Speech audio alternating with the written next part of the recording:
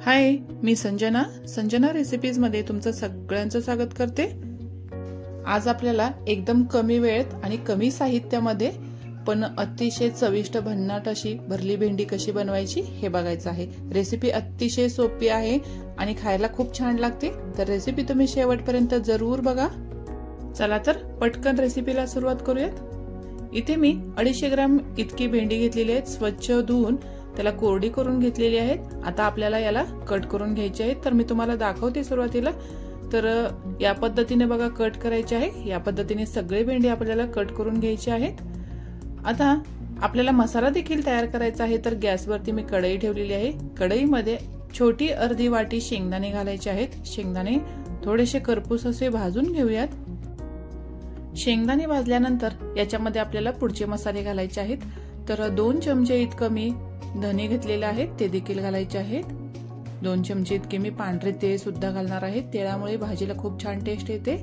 1 चमचा इतकं जिरं घालायचं आहे आणि 1 छोटी वाटी मी सुकं किसलेलं खोबरं घेतलेलं आहे, ते देखील याच्यामध्ये घालायचं आहे आणि अर्धा ते 1 मिनिट एकसारखं परतून घ्यायचं आहे।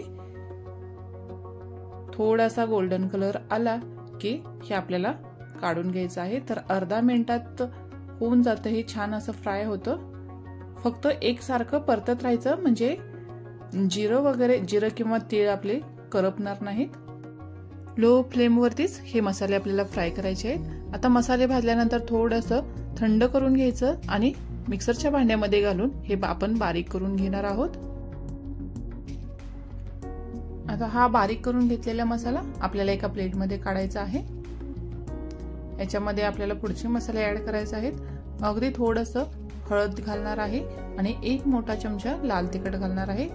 तुमच्या आवडीनुसार तिखटाचं प्रमाण देखील तुम्ही कमी जास्त करू शकता। जिरे धने पावडर 1 छोटा चमचा आणि पाव चमचा इतकं गरम मसाला घातलेला आहे। चवीनुसार मीठ घालायचं आहे, थोडंसं हिंग देखील याच्यामध्ये घालायचं आहे।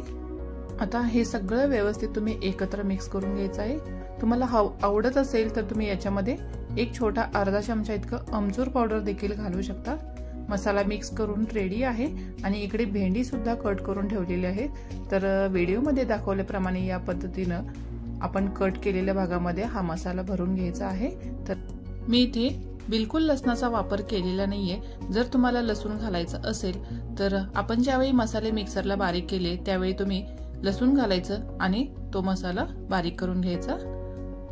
आता व्हिडिओमध्ये दाखवल्याप्रमाणे सगळे कट केलेल्या भेंड्यांमध्ये हा मसाला भरून घ्यायचा आहे। तर माझ्याकडे बघा सगळे भेंडी मी मसाले भरून ठेवलेले आहेत। थोडासा मसाला शिल्लक आहे, तो आपण नंतर वापरणार आहोत। तर आता गॅसवरती एक कढई ठेवायची आहे।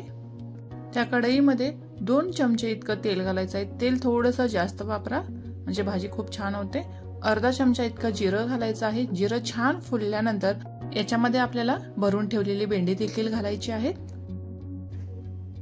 भेंडीच्या भाजीला अजिबात पाणी घालायची गरज नाही, वाफेवर खूप छान तयार होते आणि टेस्टला सुद्धा अतिशय छान लागते ही भाजी। सगळी भेंडी घालून झाल्यानंतर राहिलेला मसाला देखील याच्यामध्येच घालायचा आहे आणि प्लेट लावून अगदी लो फ्लेम वरती याला 5 ते 6 मिनिटं वाफ देऊन घ्यायची आहे। 5 ते 6 मिनिटात वाफेवरती ही भेंडीची भाजी छान शिजते, मऊसूत तयार होते, खूप छान टेस्टला लागते। अजिबात पाण्याची गरज नाहीये या भाजीसाठी। तर अगदी 2-2 मिनिटांनी ही भाजी आपल्याला अधूनमधून परतवून घ्यायची आहे, म्हणजे खाली करपणार नाही। तर अगदी 2-2 मिनिटांनी छान असं परतून परत वाफ देऊन घ्यायची आहे। तर 5 ते 6 मिनिटांमध्ये आपली भाजी एकदम मस्त तयार होते। बघू शकता अतिशय सुरेख असा कलर आलेला आहे भाजीला आणि भाजी खाण्यासाठी तयार आहे। तर रेसिपी कशी वाटली हे मला कमेंटद्वारे नक्की कळवा। चॅनलवर नवीन असाल तर अर्थातच चॅनलला सबस्क्राईब करा, लाईक करा, शेअर करा। परत भेटू एक मस्त नवीन अशी रेसिपी घेऊन। तोपर्यंत हेल्दी खा, हेल्दी रहा। बाय।